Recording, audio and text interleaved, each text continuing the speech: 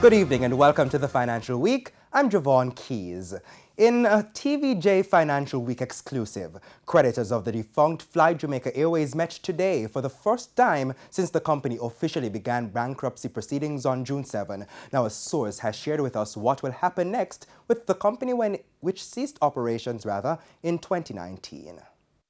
The first meeting of Fly Jamaica creditors since trustee Wilfred Bagaloo was appointed to direct bankruptcy proceedings on June 7 took place Friday morning. We were told more than 100 people were present at the virtual meeting. Auditing firm PricewaterhouseCoopers, which we understand is managing the bankruptcy process, was also present. It was disclosed that Fly Jamaica has a total debt of $165 million US. $2.2 million US of that sum is owed to the airline's former employees who were all made redundant in 2019. The Jamaican government is also owed 2.8 million Jamaican dollars. The lion's share, $160 million US of the debt, is for claims and other arrears the defunct carrier has racked up. As for assets, only $2.1 million US was identified. Fly Jamaica also has a claim of $11 million against Caribbean Airlines, which is now before the court. It also has another against a company referred to as ADS, but the amount Fly Jamaica is seeking from ADS was not disclosed.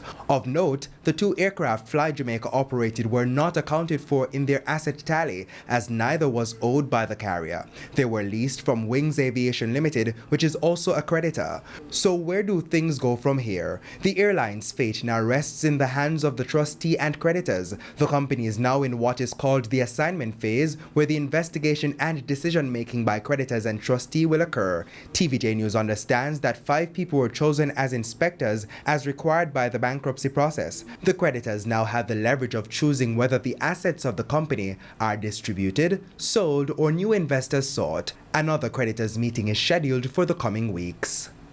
In currency trading, the US dollar ended the day selling for $151.29. The Canadian is going for $123.48. The pound is selling for $210.05, while the euro is going for $182.03. Now on to stocks. The JSE index declined by 624 points today, while the junior market index declined by 11 points. Among the winners were ISP Financial Services, First Rock Capital Holdings US dollar shares, Caribbean Cream, Portland JSX, and Sterling Investments. On the losing side were Kingston Properties, Express Catering, Guardian Holdings, QWI Investments, and Wigton Wind Farm Limited. And that's the Financial Week. I'm Javon Keys. Good evening.